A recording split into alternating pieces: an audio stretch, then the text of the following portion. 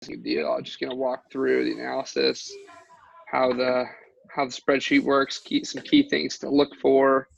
And then, yeah, we could just do a Q&A. I'll probably try and breeze through that, not go super in depth. And then maybe we could spend some time focusing on doing a Q&A. We don't have a huge group here, so that's really good. You guys have an opportunity to ask any kind of questions you have on really any subject or topic within the business, and I'd be happy to help. So I think we got a full hour here. So sounds good. Yeah, so anytime you take it, so you got the yeah, you got full control of the room here. Make sure everything is I think I can I share our screen and everything? Yeah, absolutely. Okay, cool. Let's see. Okay, awesome. Yeah, so I can get started whenever. You want me to roll? Okay, yeah, whenever you're ready. Cool. Hey guys, so walking through, make sure how big this is. This is a 104 unit deal. Quite frankly, I can't remember where this deal exactly was. I kind of blocked out everything, so I don't even remember the name of it. But really doesn't matter. I've got all the financials and documents here. So depending on everyone's level of experience, I'm just going to, kind of give you a synopsis of what I do when I'm starting to look at a deal. Before I get into analyzing a deal, I make sure it fits my main criteria. I'm going to look at the location. I'll probably Google map it first, check it out, make sure that it's not next to a strip club or, beat up stores, or, there's not a liquor store right next door and it's not in the D neighborhood.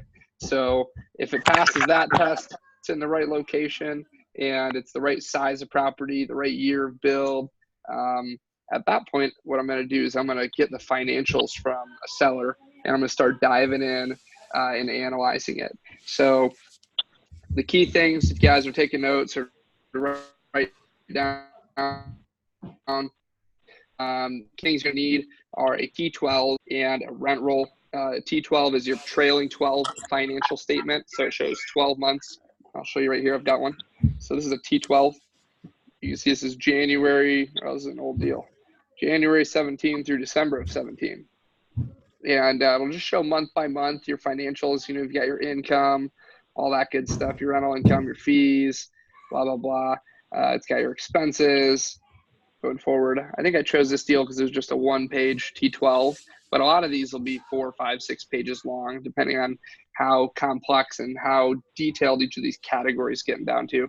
Sometimes this T12 will have payroll expenses, but it'll actually drill down into like 10 different payroll categories, like the salary for each type of employee, maintenance versus manager, leasing commissions, health insurance benefits, payroll taxes, and they'll separate it all out. So sometimes these get very complex, but this is a simple one pager where you've got your income section up here, from here to here, and then we've got our expense section from here to here, right? And at the end, it's going to show our NOI.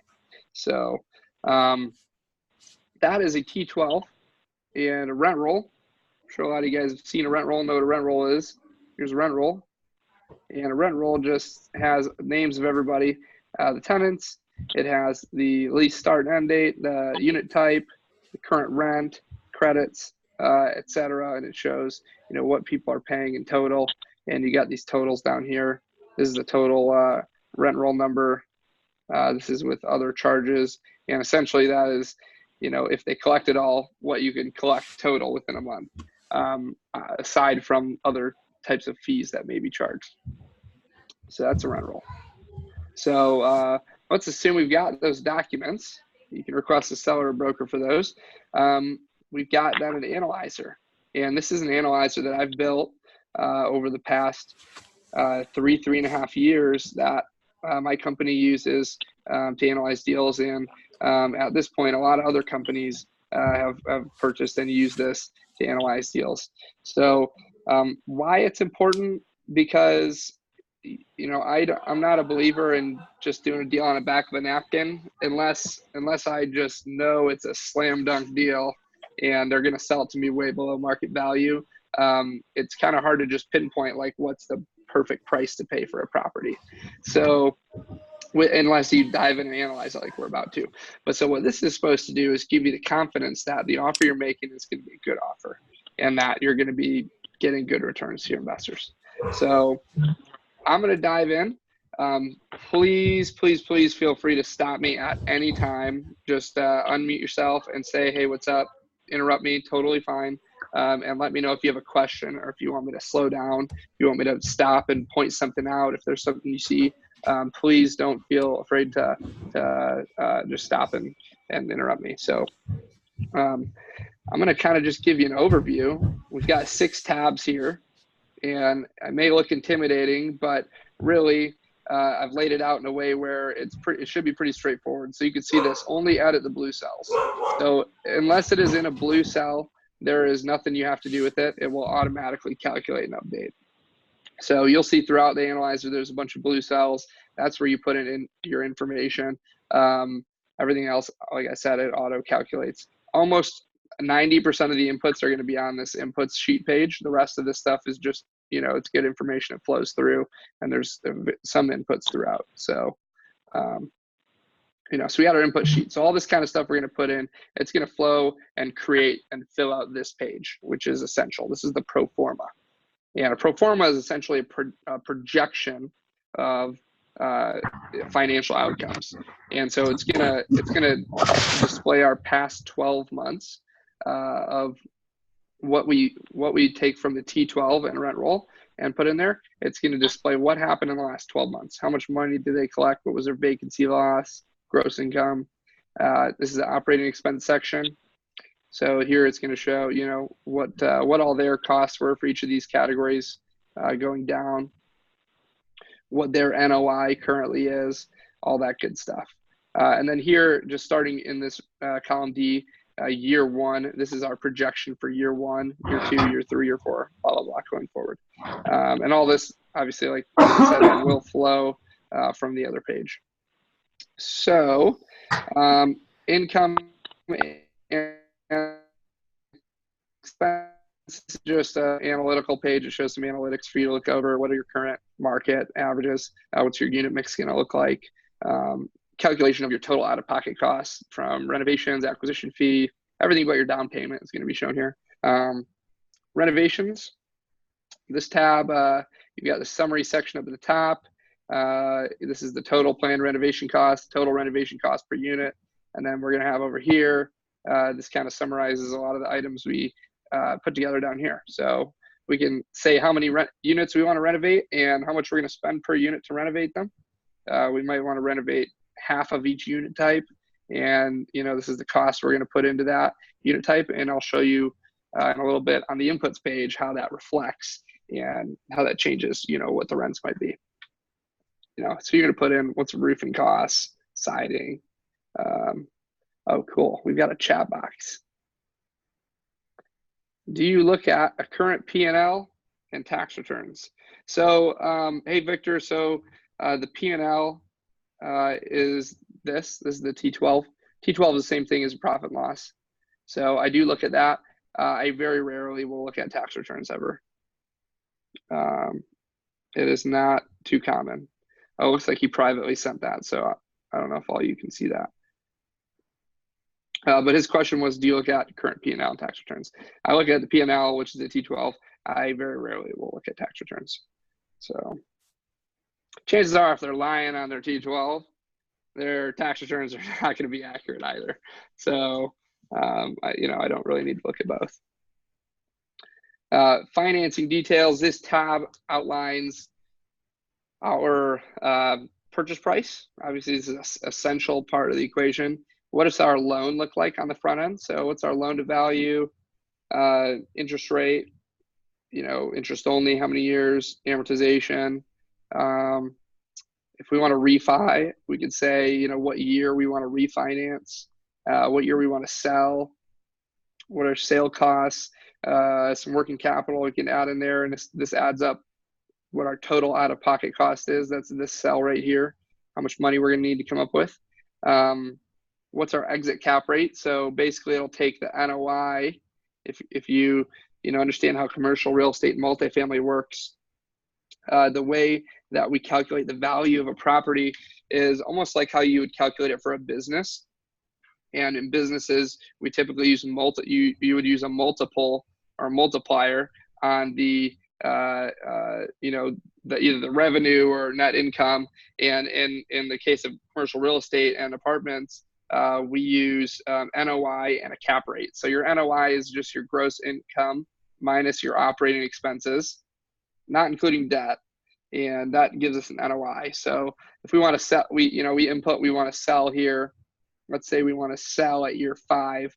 It's going to take our year 5 NOI and divide that by the cap rate, the market cap rate, and that's going to give us this market value or this price. So remember, the goal in commercial real estate is to raise your NOI, and the more you raise your NOI, the more the value of the property is going to be, because we use cap rates to value them. So as you can see, theirs was 261. If we could bring it up to 527 and sell it at conservatively a 7 cap, it's going to give us a value of $7 million. So that's essentially how that part works. Just some more analytics down here. It breaks down the sale costs and expenses. And then finally, one of the most important pages, obviously, is the investment returns. So just to give you an overview, this section at the top just outlines this pro forma tab. It just makes it more simplified. So you've got our income, expenses, expense percent, debt service, net income. And then from there, these cells take the investment structure that we select. As you know, a lot of times in this business, we are syndicating deals. And what that means is we're raising money from investors, we're giving them a piece of the pie, and then we as sponsors for putting the deal together get a piece of sweat equity in the project. And there's tons of different financial structures and that you can select from in here. And so this will break it up. So this is the investors' returns. And it looks like in this deal, we're doing just an 80-20 split. So investors put up all the money, get 80% of the deal. Sponsors or GPs get 20% for putting it together. And so just take percent of it goes to investors. If we did a preferred return, that would show up here. If we refi and buy them out, we can have a separate split. They could have different splits for refinance or sale, profits, etc. And as you can see, because we have selected that we're selling in year 5, you can see all the capital's returned in year 5. This is the remaining capital, and they are bought out. These are their returns, properties sold, and this gives you some metrics on what the returns look like. This is cash on cash, etc. So, and then down here, we've got a section that shows the GP returns. So this is our portion for putting the deal together. We stand to make over a 5-year period, just under $1 million. So I'm going to back it up. And any questions at this point? Okay, Will, are NSF fees common for management companies to utilize? I haven't really seen this much on T12s. Yeah, they're common. They don't account for a huge portion of, let's see, where did I put the T12? Did I close out of it? Okay, here we go. Do they have NSF fees? Yeah, see, they're only $340. They're very uncommon. I think NSF fees are when a check bounces. Is that right, Will? Is that if they use like a check that doesn't? Yeah, so pretty much from research, it's non-sufficient funds. It's like, yeah, from what I understand, a fee that's just tacked on when it bounces. Yeah. So I mean, it's common. Most people do charge it, but a lot of times they'll just be in like other miscellaneous category, or if they're separated out, it doesn't count for that much. It's not a huge portion of it. I was just curious. Yeah, that was weird. Yeah, good question. Hey, David. So if you're, I know a pretty competitive market in some places. Are you going in deep with the numbers? If it's pretty much a okay price per unit, that's when you kind of take it to the next step. I want to set up a tour, or you guys kind of, going deep into all of them. What's kind of your process? Yeah, good question. So most deals, I will ask, we'll look at the price beforehand. And if the price is really egregious, if it just makes 0 sense, I'm a lot of times not even going to dive into it, especially if I know that market, I know the broker, I know they're going to get close to their price from some kind of buyer from me historically offering on 20 of their past deals and getting overbid. So if it's a really crazy price, a lot of times I just won't even look at it. If it looks reasonable, or if it seems like it's still worth me making an offer, yeah, we'll definitely dive in at that point and just get as aggressive as we can. Who's on your team as far as kind of going out to do the site visit to kind of do the analyze? Do you have like a guy looking at the roof doing all that stuff? How deep do you guys get for the probably the initial phase? Because I know some of them may be a bid situation. Yeah, so we'll put in an offer without even seeing a property a lot of times, and then it depends if it's on or off market. If it's on market, a lot of things I can just ask the broker for and see, without having to tour the property, especially if it's in a market that I know fairly well. I can analyze it and we can put in an offer to the broker without even having to see it. If it is off market and they're not sharing a ton of information, or it's not a ton of information that I can really trust, or I don't know I can trust, I'll almost always go and tour it before making an offer. But first, what I'm going to do is on my team, I have Jason. He's our acquisitions guy, and he'll underwrite the deal. So he'll fill out this whole analyzer. I've taught him how to do it, and he'll send it to me with a summary and review and an email of what he thinks of the deal and where we can add value and where he's coming in at price wise. And then I just go in and I'll tweak it. He'll spend an hour to 2 hours or 3 hours in some deals doing this. And then I'll just spend 20 to 30 minutes tweaking it, playing with it. And at that point, I can make a pretty quick decision if it's going to make sense to offer or not. So, and if we're way far off on price, I'm not going to go in and spend as much time. Then if we're kind of close on price, then I'm going to take, several hours, and I'm going to dive in and then go ask a lot of questions to the broker, condition of the property, roofs. But I don't do any inspections. I almost never do any inspections till we're under contract, to be honest. Like, I won't send a roofer out there because I'll just go and see it and I'll be able to tell if it needs new roofs or, parking lot work or HVAC, stuff like that. Are you kind of putting some of the numbers in the contingency section, or kind of puffing up some of the other ones until you go a little bit deeper to take a look at it if it gets that far? Yeah, I normally just have a big contingency. Mm-hmm. I'll go in here and just throw in like, let's say none of this was in there yet. I'd probably just throw in 3,000, 4,000 per unit into a contingency section, just until I know where it's going to be divvied up to. And I'll normally look at some pictures of the property and ask them, like, what's the condition of the roofs? Oh, if they were done 5 years ago, I really don't need to worry too much about that. If the parking lot was just done recently, all that kind of stuff, like, I'll normally not have as big of a contingency. But if they hint at it's kind of tired and I see some pictures that looks pretty tired, I'll put in a bigger contingency up front before I tour it. Cool. Yeah. You guys looking outside of Texas, or you guys are just kind of stuck in the Texas market right now? We're looking outside of Texas. I'm about to go into contract on 100 units in Michigan. And we're doing a office deal there as well. And then, we own in Atlanta, and I'm looking in Charlotte, I'm looking in Vegas. So we are targeting a couple other markets for sure. Yeah. I think those are all good growth markets to be in. So, yeah. So hopefully that helps.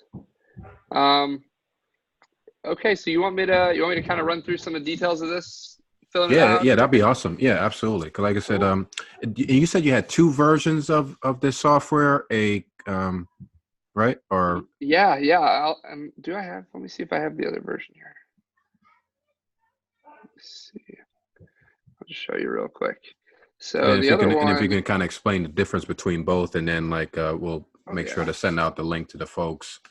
Exactly. You'll be able to see. So this is the one that's for free on my website. You'll see pretty quickly the difference. It's the whole foundation of this is very similar. So except we've only got 5 tabs now. So we still got our full pro forma, except it's been shrunk down, so it's a lot easier to follow. I've lumped in operating expenses into one category. Out-of-pocket costs, this is very simplified.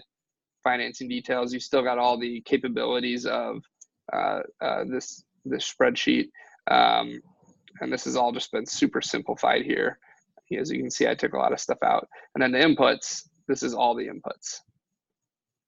So it still has the same functions. You can choose when to sell and to refi, all the splits, but I really have reduced the inputs page to like 20 inputs tops. So it just makes it, this is a simple version. It's just a lot easier to go in and do a quick smell test, and will it make sense or not?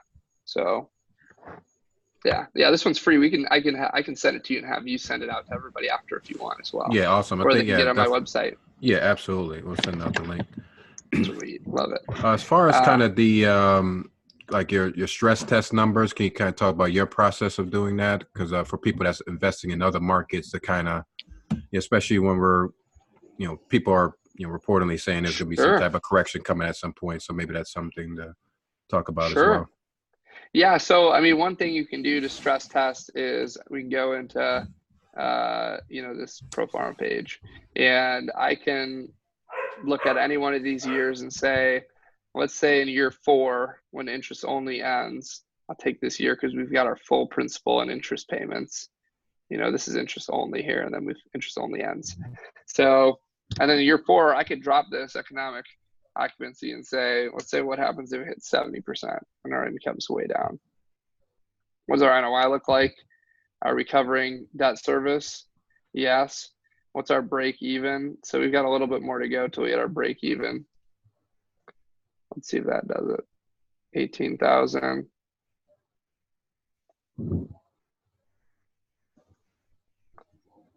So we're pretty much in that 65 to 66% break-even ratio on the total economic occupancy. That probably gives us like a 20-25% physical occupancy variance for break-even. So I think that's pretty good. If we were hitting break-even at the 80% mark or 85% mark, then that means you really don't have a lot. The farther you can go down before you hit break even, the better. And so I'll look at that. If I am hitting that 85%, I'm not too comfortable with that. Once I'm stabilized, that would mean that there is not a lot of room or margin for error. So I'll play with those. I will also normally, let's say rates right now are 4.6, I'll put in a 5. Assuming that we might get a little higher rate. If we come in lower, great. If not, I'm still got a budget there. You can stress test with this exit cap rate. So you can see this is sale price. If I change this cap rate up, I'm going to change that sale price per unit. So it went from 72, now we're expecting to only sell it for 63 a door. So I could stress test that and see what the returns look like. If I'm hitting an 8 cap, 63 a door, as long as I know that there's a lot of comps that are like 70 a door or higher, the odds are I'm probably not going to sell this for less. But if the market changes, there's a high chance that it won't be as valuable, and in that case, we just want to make sure we have a long-term loan on the property. So I look at a lot of these things, and I'll just before I make an offer, I'll just play around with these numbers and see what happens. If I change 1 or 2 things and it completely ruins the deal, I know it's probably a fragile deal. But for this, if I take the cap rate, this may be a 6 cap market. I'm already putting it at a 7. If I hit an 8 and I'm still hitting, double-digit returns here and a decent cash on cash, that's not terrible. So I feel pretty safe with the deal at that point. So I kind of just play around with these things and look at the numbers, the metrics, make sure that I'm on track. I'll look at like expense percent. This is important. What's your expense percent? We normally, you can see by year 4, we're really up to 90% economic. That's a stabilized position. I think somebody needs to be muted.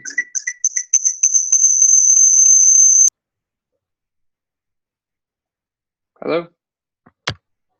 Did y'all get that same weird thing that just like almost killed us? I'm still alive. Okay, I almost died there. No, we're good. Let's see. Yeah, everyone just mute until they get a little question there, because perfect. A little feedback. Oh, here we go. I'm gonna pull the participants list so I can call out whoever does that next time. I'm just kidding. Okay. Let's see here.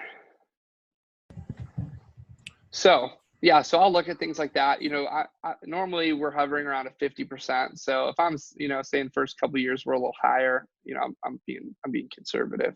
I will look at this cap rate growth. And so this takes the NOI of each year and divides it by the purchase price. So as I'm raising the NOI, my cap rate should be going up. So if I'm buying at a 5.5, it's not a very stabilized property, as you can see, because the expenses are high. So I'm buying at an unstabilized 5.5, which isn't that bad. Depends on what market you're in, I guess. And I'm bringing it up to a 10 or 11 cap. That's really good, because at this point I can still sell it at like a 6 or a 7 and make a ton of profit. So look at these debt service coverage ratios. This is what the lender's going to look at. You're going to want to hit at least a 1.25 debt cover, and I'm stabilizing out at a north of 2, so that's really strong.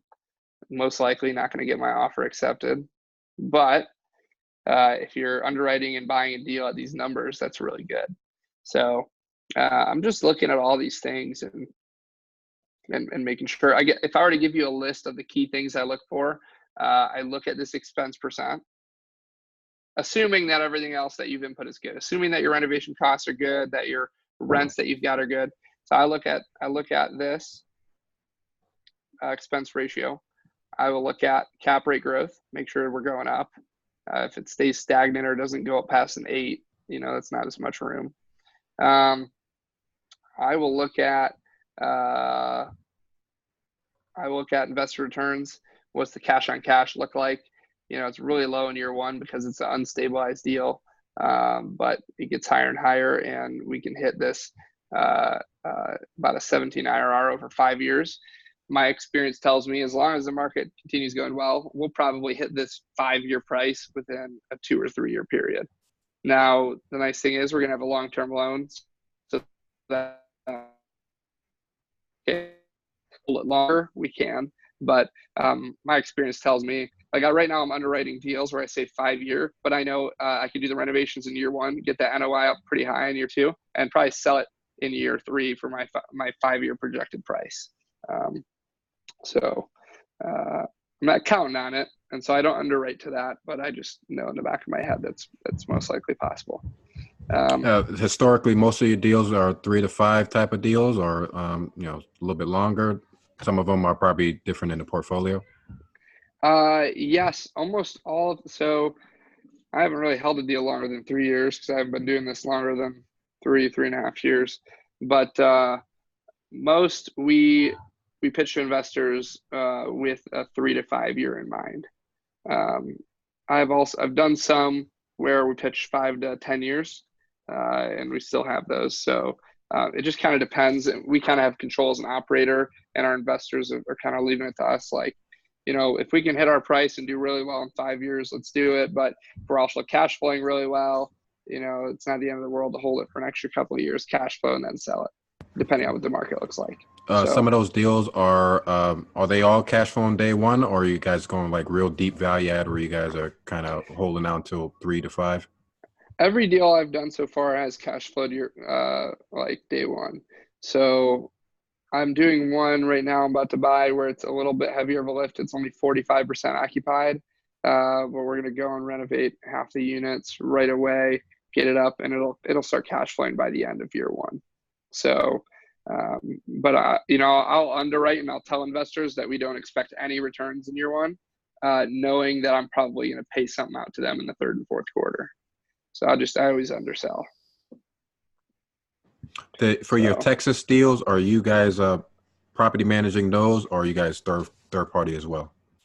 We do all third party now. I Okay. used to self-manage in Michigan, and I will not be doing that anymore. It's a pain. So I do use all third party. We Yeah, use the all reason third I was party. asking because the property manager is a real key part of the business plan. So just seeing what is your guys' process as far as kind of getting some good, property management, partners to kind of get this business plan, implemented and done within the time period you guys are looking at. Yeah, the best way to find a good property manager is through referral. Having another owner or a broker that knows the local management companies refer you to one is the best way to get involved and meet one, for sure. And that's how we found almost all of ours.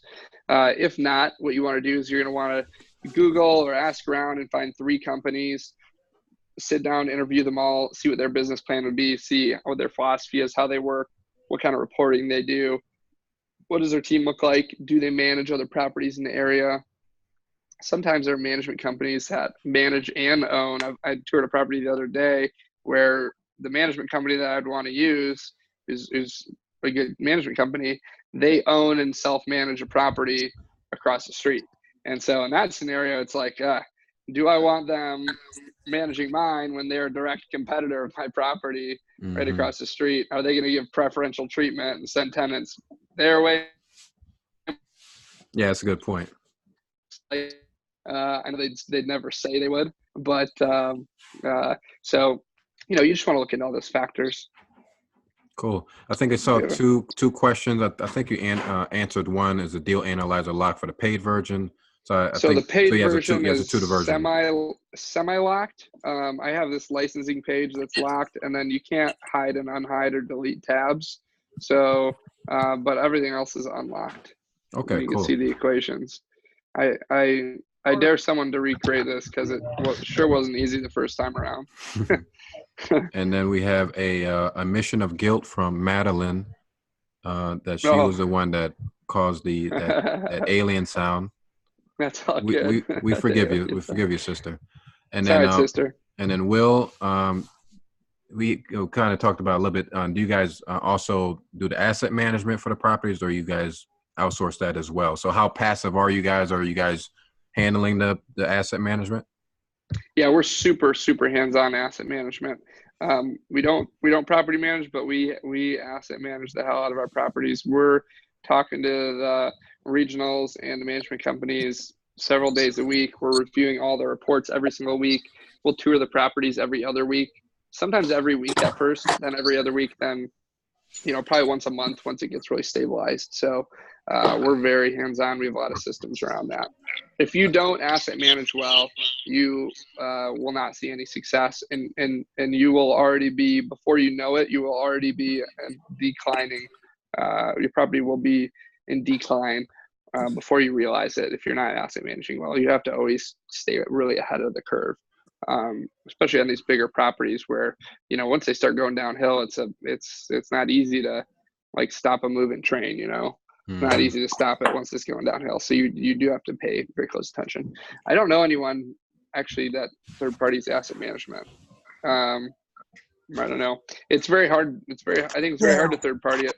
Only your plan, and exactly what you want to do with the property. And so I think it's in your hands to relay that and keep the management company accountable for hitting that plan. How often do you guys do any secret shopping at these properties as well? We will before we buy a property, but the management companies we hired have that within their regiment. They'll secret shop from time to time, and we we'll have our on-site manager do that stuff as well. And do you guys do all the payouts, or do you guys have a third-party company that kind of does all the direct deposits or send out the checks for investors? To investors or contractors? For the investors. So our management company, what we do for every quarter, I'd show you the sheet, but I don't have a blank one. I only have one that has our investors in it. But I have a sheet that we'll just fill out the investment amounts for every quarter, and then we'll just PDF it, send it to the management company, and they just send a check or ACH everybody. Okay, cool. Yeah. Yeah, I like that one. Any other questions, guys? Come on, while we got them here, just take advantage. We got some time. Anybody got any deals that they're working on that have any sticky questions? Yeah, you have a deal anybody's looking at? Or something we can just run through the numbers, or something we can help each other. Like I said, this is all about just helping each other out. Will, I know you got some questions, Will. Will's always got questions, which is good. Will's like, no, I don't have any questions. I just submitted one. Oh, you did? Hey, Okay. David, I got one. Oh, yeah, go for it, man. So I don't have a T12. I'm trying to kind of construct a potential T12 myself off of a rent roll that they gave me that, what they should be renting for. So I'm trying to put it in your input sheet right now. I've actually got it open here. Wait, you're trying to, sorry, back up one more time. So you have a rent roll. You're trying to make a T12. Yeah. So I don't have a T12. And in the current historical financials, it says in row 63, column D, gross potential rent, T12 and rent roll. I see. Okay, so you're trying to input these numbers. So it's going to be hard though to show, because all that basically that stuff flows to this column, right? Yeah. So that's what I'm thinking. I want to construct one. Have told you what the expenses are though? Have they said? Have they verbally told you what their expenses are, like their taxes, insurance? Yes, I do have that stuff. I don't have a T12 for income. Okay, gotcha. So if you got that stuff, yeah, you can put that here. So the way to figure out these cells, gross potential rent, all you do is you take the market rents for all of the units. So if you've got a rent roll, say that there's 31 bedrooms and those market rent, regardless of what they're currently at, maybe their market rent is 700, and then there's 32 bedrooms and their market rent is 800. I can find my gross potential and I'll multiply that by 12. That would be 540,000 is my gross potential rent, and I would put that in here. So you can calculate that one without a T12. Other income, you're just gonna have a zero in there. You're gonna have a zero here. You'll probably have a zero in here, unless they give you the total amount they collected actually in the last 12 months. And let's say that was 485,900, then your vacancy, loss, lease, and concessions is just the difference between your potential and what they actually collected. So that 54,100 you could put in here. So you can kind of recreate that for sure. Yeah, I guess I'm talking before I really look at it and think about it. I see what you're saying now. Thank you. Yeah, no problem, dude. No, it's good. We just sometimes you got to talk through these things. But yeah, you can definitely recreate that if you have to and kind of reverse engineer it. Well, we got a couple of questions. Great. Love questions. Does your company ask, we did that one. How long did it take you to create the Excel doc for investor returns? Not that long. It's pretty simple. It's just literally just a spreadsheet that has like names of investors, what's their wire, ACH, or address to pay it to, and like how much to send them. It's just a really quick sheet. Do your property management companies use revenue management to price the units? Marcus, great question. Like LRO or YieldStar? Yes, I believe some of them use them. However, they are really on top of actually utilizing that data and making sure it's accurate. Because sometimes, let's say we're going through renovations. So to explain to you, everybody who doesn't know, LRO, YieldStar are softwares that have algorithms that say, based on other market comps and based on our current rents and based on how many units are coming vacant, how many are coming up for renewal, and how many are currently vacant, there's an algorithm that says, okay, this is what you need to price your units at to meet market demand and to stay at a high occupancy. However, it definitely needs a human oversight, because sometimes it just, like if there's going to be a lot of people renewing and you'll get decent rates, sometimes they'll assume people are leaving and they'll say to drop your rents a bunch, say that you can maintain high occupancy, and it's not a perfect system. So they do use them to help determine rents, but they don't follow them religiously. They'll just use it as a guide, but then come up with their own rents on the side. Anna or Anna, one of the two. How are you finding your deals? We find deals in a lot of different ways. So the main ways that we find them are brokers, relationships with other people that will bring us a deal and say, hey, I've got this deal because, I've been working with the seller for a while, blah, blah, blah. You want to work together on it. So relationships, direct to seller. We have acquisitions team, of which I think there's 1 or 2 people in here on that. We've got Will for sure. Will's on our acquisitions team. And we cold call direct to owners and ask if they're interested in selling. We send mailers out. I've got a machine here, which I can show you. You see that big old machine? The thing weighs 200 pounds. And what that does is it stuffs envelopes, letters, and we send out about 500 mailers a week to owners. Oh, I wish I had one of those when I started out. Wow, that's a nice one. Dude, that's crazy. And they're not cheap, though. I used to do it the manual way. Wow. What are they called? Pitney Bows or whatever? Oh, those one of those. Okay, wow. Yeah. It's like $5,000, but it's worth it because we send out. Oh, so yeah, many mailers. absolutely. Yeah, if you're sending that much out, it's gonna it'll pay for itself. Yeah, and so because it does take forever to stuff, so do that, and then what else? I mean, we'll get deals emailed to us. Really, it's just fully embracing the industry and talking to brokers, talking to other people, cold calling owners, really just hitting them from every avenue, and that's how we get a steady stream of deals. So just to piggyback off her question, are you guys also looking at other JV partners if it's like in a different market that they may have boots on the ground? Would that be a consideration? Yeah. If it's in a market that we're open to working in and targeting, we'll typically, I mean, depends who the partner is. We'll typically want to be in control of the deal. But if you bring us a deal and say, hey, it's my first one, but I found a good deal, 150 units, makes sense. We look at the numbers and it looks good. Yeah, we'll definitely partner with you on it. And, we can raise any amount of money. We can get any type of loan and kind of show you how to do it and get into the business for sure. We'll partner. Totally open to that. You appear to be in multiple markets. How do you pick the markets and learn each one well enough to know a good deal?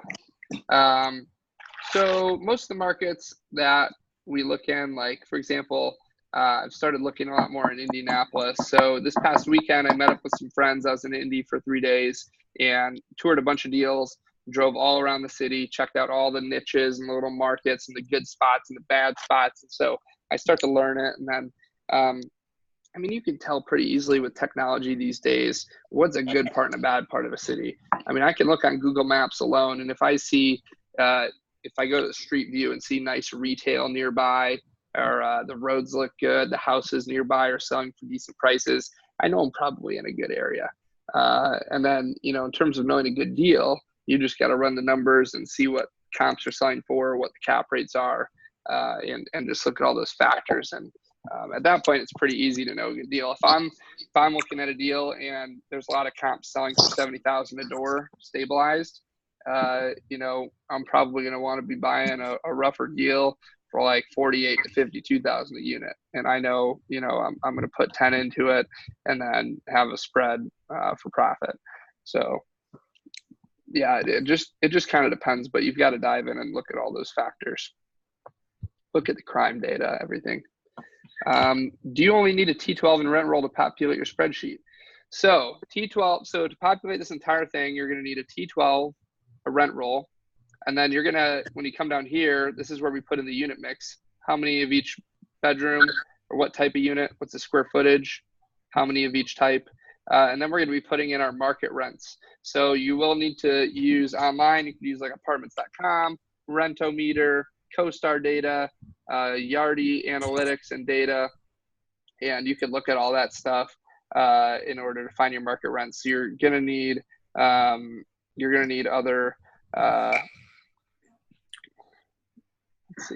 you're gonna need other sources of data.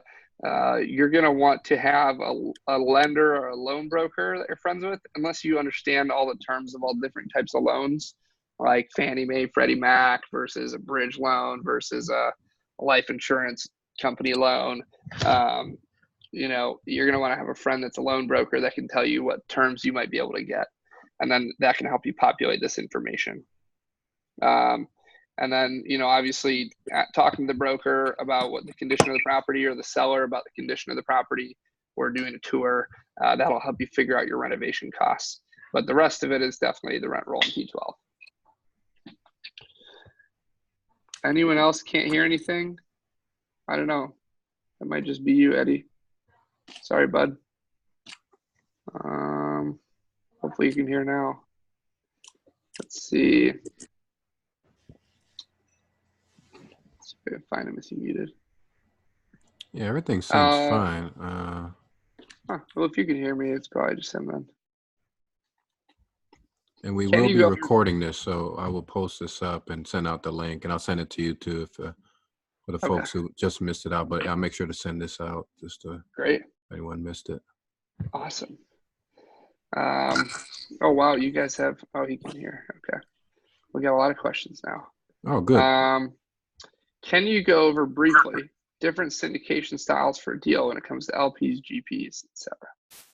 So I'll explain all the ways that I know, and then if anyone else has any other ways, feel free to chime in.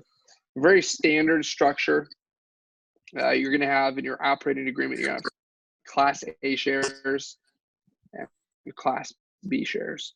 And in your operating agreement, it's going to say Class A shares. What are their roles and responsibilities, and what is your split of the deal? And for example, it might say Class A shares are the limited partners or investors, and Class A members put up 100% of the money. And for that, they get an 8% preferred return and 50% of any profits over that. When you sell, they get 50% of profits. If you refi, they first get their money back, and then anything else is distributed 50-50, you know, set up however you want. Class B is going to be the sponsor, and in that scenario, it might say Class B member gets 50% of all profits after either Class A members get a preferred return, or after Class A members get all their money returned on a sale or refi. And so I do a structure without a preferred return.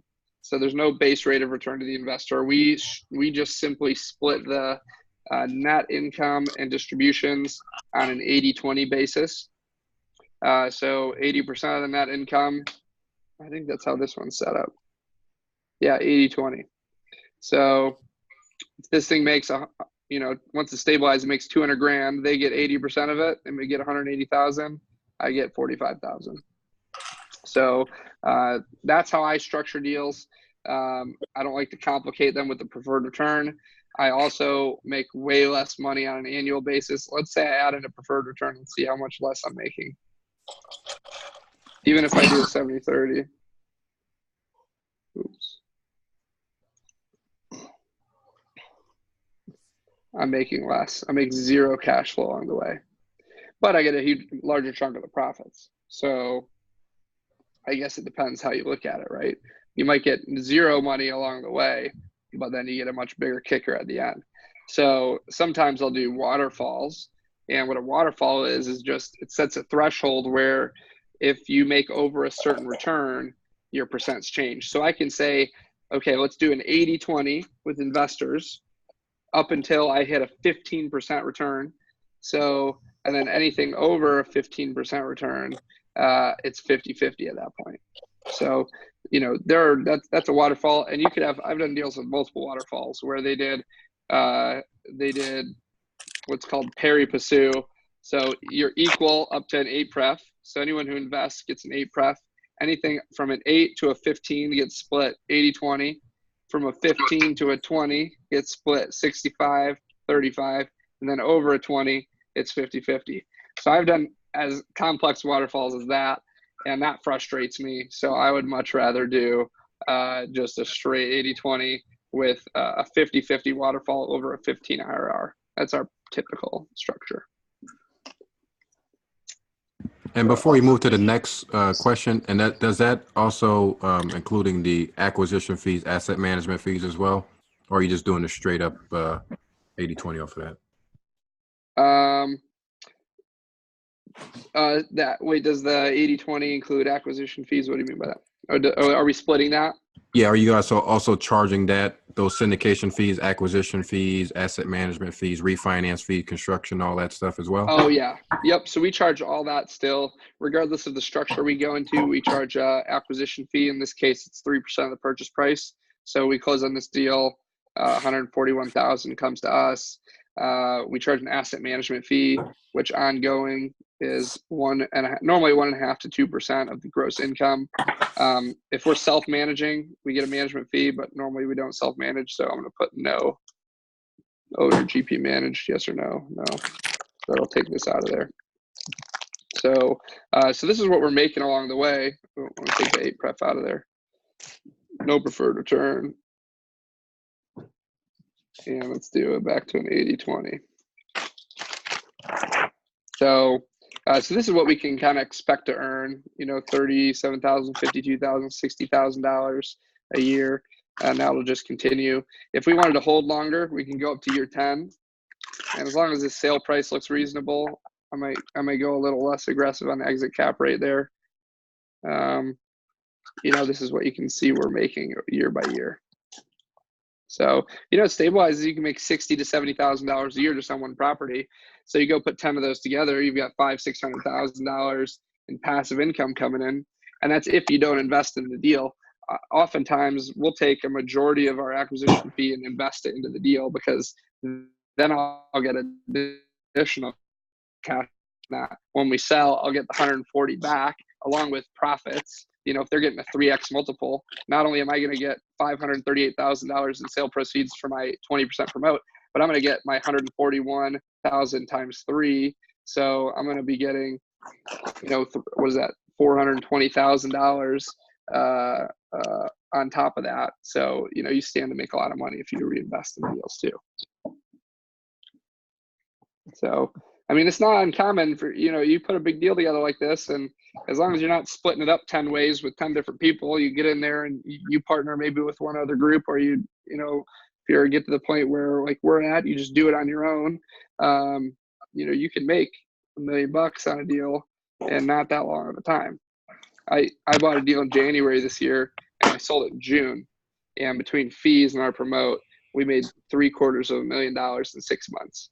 Wow. So that shows you, and that's just me and my partner Glenn, and that goes to show you what is possible, through syndication. That's rare, but it's absolutely possible to make happen, right? And even if you were a quarter of that, that's $200,000. So certainly possible. Let's see, we got a couple of questions. David, can you talk a little bit about what kind of financing models they analyze your current lease reports? So you're talking about, Tim, the loan type? Yes, financing? Correct. Okay, yeah. Great. So we have acquisition financing. Okay, so we go to the financing details page. What type of loan it supports? You input your primary loan type here, and you're going to put your loan to value, your interest rate. You may have interest only. So if I put this to 0, no years interest only, you'll see when we go down here on the pro forma, this is our debt section. Hello. Debt service, principal and interest. We're paying principal and interest from day one. I could put anywhere from 1, 2, or 3. Normally you don't have more than 3. That's why I only have it going to 3. And so if I put 2, 2 years of interest only, and then year 3 you start your full payments. I go up to 3 years, etc. And you can see now it's 3 years. Other types, we can throw in a construction loan. So this right now is simply taking your purchase price and you're saying a loan to value, which is almost never over 80%. So, you can go 75% loan to value. That's pretty common, or 80%. It'll just take 80% of this total amount here. There are scenarios though where you're going to do a bridge loan or a construction loan. And in that case, you're going to wrap in a lot of your renovation costs and your closing costs. So if you're going to do that, you're going to put a Y here, yes or no. Construction loan, yes.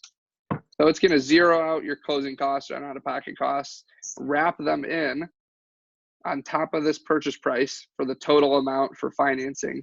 And now it's going to take whatever percent you have of the total project cost. So instead of just 80% of the purchase price, we're now going to get a loan of 80% of the financing costs. And that's what bridge loans do. And you know, you might normally they'll be at like 75% now, but 75% of this is still better. You're getting a $4.2 million loan. That's still better than if I did 80% of the purchase price. 80% of that is 3.7. If I do a bridge loan, I'm going to get maybe 75% of the total project cost now, still a couple $100,000 higher. I might at that point have a 6% interest rate, but I'm going to have 3 years interest only. And then the caveat to bridge loans is, yes, you get higher loan dollars. You get interest only for a couple years, but the terms are normally only 2 to 3 years. And so at that point, you have to either pay for an extension. Normally you can get 2 more years extended, or you have to refinance. So at that point, what I'm going to do is I'm going to say, let's refinance at year 3.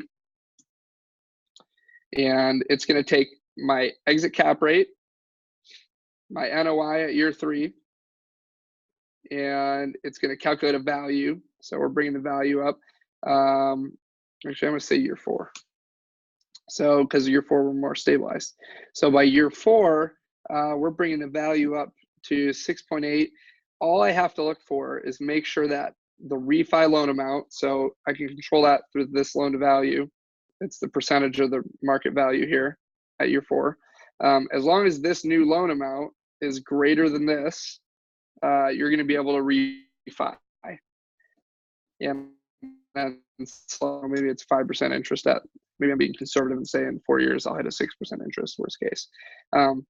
So as long as this is higher, and then anything in excess, so it calculates down here. So if in year 4, I'm refining with a $4.8 million loan almost, I'm going to pay back $4.2 million, which is the remainder of the principal on my original loan, because I paid some of it down now.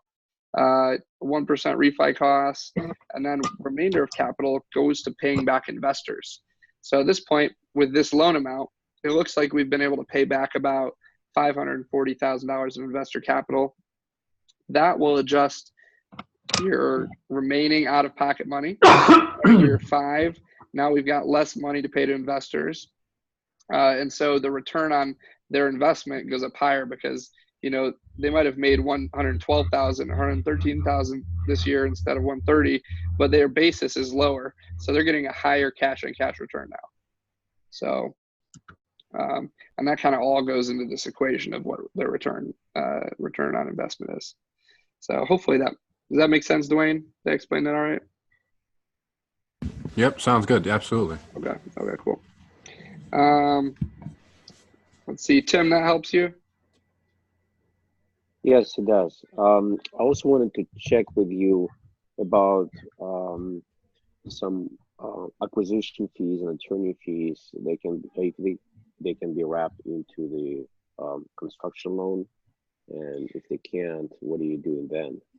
So I keep it simple in here, and I just assume that everything's wrapped into the total cost.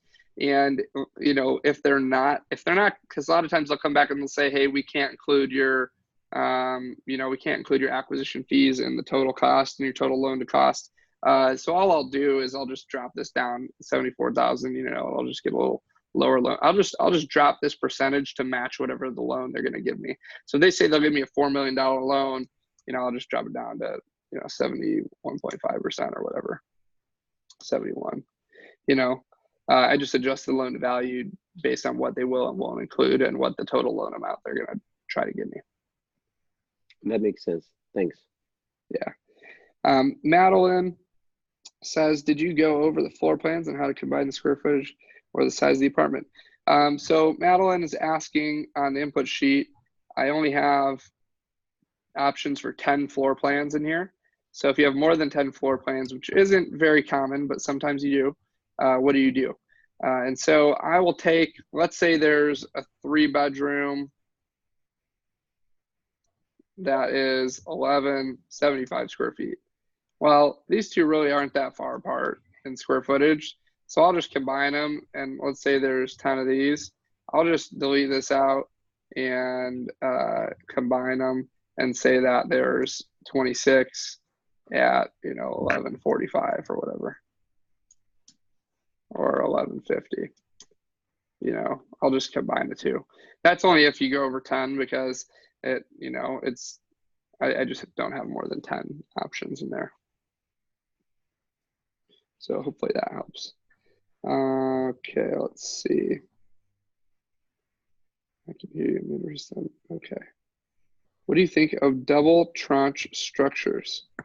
Heard Fairless is doing these. Can you explain what you mean by double tranche? Because I think that could mean a variety of things. Does that mean you have two styles of investors?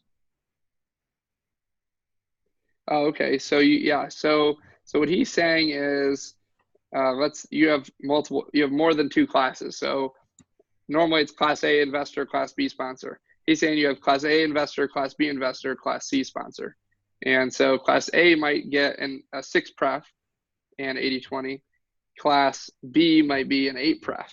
And the difference between being a Class A or Class B, you might have to invest a certain amount of money. So if you invest over 500,000, you're Class B and you get a better pref. If you're investing less than 500,000, you're Class A and you don't have the 8 pref, you have a 6 pref. And so, I mean, dude, it totally works. All these options are so valid. I don't mess with them. I've simplified our model so much to where it's just a straight split. And I think it's the best way to do it. Our investors ask 0 questions. It's so easy to raise money on that structure, because I'm just telling them you're just going to get 80% of the net income and the profits.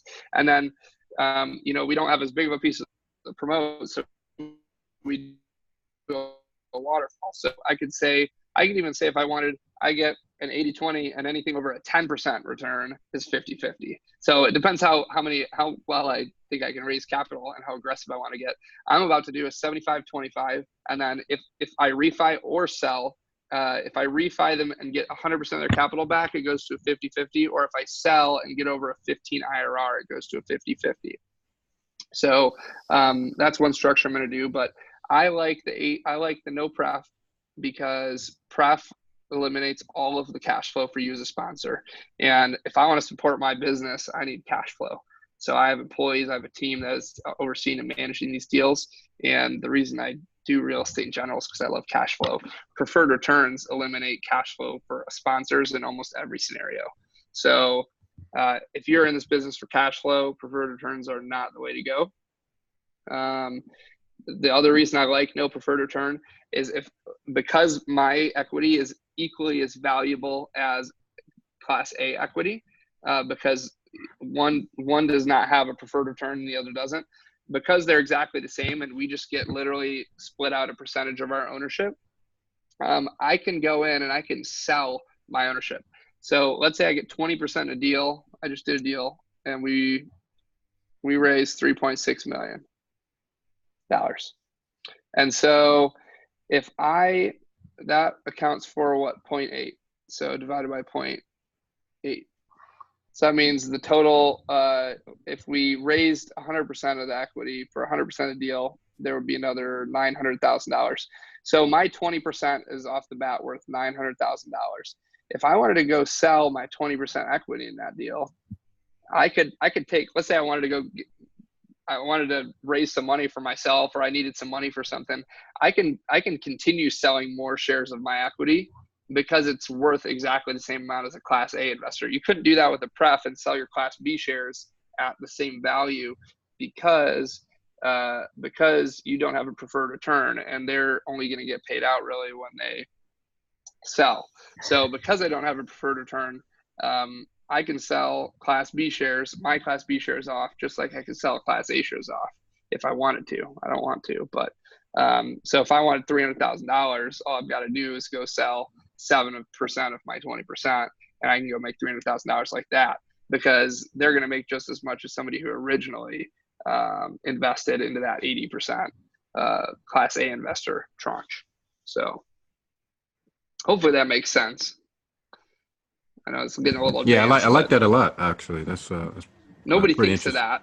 Exactly. But, you know, but As far as kind of, because I see people that have the preferred as kind of like a, you know, just something for the investors to make that deal specifically attractive. Do you see kind of that argument, or kind of what do you totally. talk to investors when you kind of say, when they come to you and say, oh, I see deals with preferred returns compared to you? What is that kind of scenario that you tell them? Yeah, no, it totally is more attractive. I mean, preferred return is always going to be more attractive to an investor, and they definitely want that. At first, all the deals that I did, my first 4 deals, I did preferred returns. I probably couldn't have started off without a preferred return, but now I've got such a good investor base that I can raise money and more kind of on my terms, right? And so that's the point you want to get to, where you can raise money on your terms. And also, if you JV with a group like mine, you'll be on that same structure too. You know, so, you know, if you're looking to JV with different groups, my investors are really cool with the structure we've got, because it's just super simple. So that's you know, my thought. But yeah, it is obviously it's more attractive if they've got a preferred return. What's the typical profile of an investor? How are you finding them? Are they accredited? So our investors are just a wide range. We've got doctors, attorneys, dentists, entrepreneurs. I've had a guy that owned an insurance company and sold it, and he's put in over $1 million. I've done deals with crowdfunding platforms, I deal with Realty Mogul, family offices, you know, entrepreneurs in general, business owners, lots of different types of people. And there's no perfect profile, I'd say. But for us, you know, just high net worth individuals that are looking for an alternative investment and somewhere else to place their money besides the stock market. So probably soon here, right? You want to maybe do a last 1 or 2 questions? Yeah. Okay. Yeah, we'll just close this out pretty soon, guys. Any last questions? I had just one quick question. Are you guys doing any cost segs on your deals? Great. Yeah, great question. We do cost segregation on every deal that we plan on holding longer than like 1 or 2 years. So we do it on pretty much every deal. Yeah. And cost segregation is great. Yeah, and for people who are not familiar, can you kind of just give a high level explanation of what that is? Yeah, so cost segregation is something that you can hire out to, you know, an accountant / engineer that looks into your property, takes all of the personal property that's owned, all the appliances, all of the HVACs, et cetera, and they look into the depreciation schedules that the government allows, and essentially they take accelerated and bonus depreciation up front on the property. And what that allows us to do is we front load a ton of depreciation in the first couple of years, write it off, and we show losses on our tax returns. And so essentially that helps us pay 0 taxes in the first couple of years on the property. It's just a tax strategy. And that might cost, you know, 100 to 250 unit deal, $5,000 to $7,000. It's normally never over 10. So. Are you using what kind of company are you using? Do you have any referrals? Are you using Yona or anybody similar to that? We use, oh gosh, I think his name's Ed McGuire. Oh, okay, cool. Yeah, do you know Ed? I heard of the name. I haven't spoken. I spoke with Yona before. We did a podcast. Yona Weiss. Yeah. That guy's all over LinkedIn. Yeah. Cool. I hear good things about him though. Yeah. Yeah, I think his name is Ed McGuire.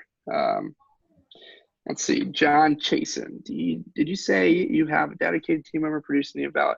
I do. Yeah, John, I have an acquisitions guy. His name's Jason, and he specifically I'll email him or loop him in on an email with financials or info from a broker, and then he'll go in and he'll do the full analysis, send it to me, and then I'll do final review, tweak it, make sure it's all wrapped up and looks good, and then you know, I'll kind of make final decision on what the offer is going to be. Awesome. So, David, thank you so much. Do we have any last final questions for David? Again, we're recording this. We'll shoot this out and if there's any questions, maybe we'll lump it together, maybe shoot it out if it's something specific to David. But yeah, we really appreciate you taking the time Sure. to speak with us. So very valuable stuff.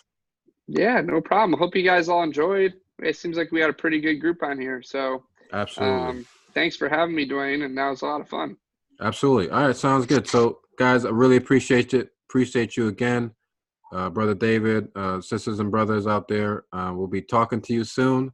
Again, David out in Obsidian Capital Company. There you go. Thanks, everyone. Thanks, guys. See you later. All right, take Definitely. care. Yeah, Y'all have a yeah. good Thanks night. for the link. Got the link. I'll shoot that Oh, out yeah, I to just did the link. everybody. Awesome. Cool, Thank you so man. much, brother. Thanks. Bye. Take care.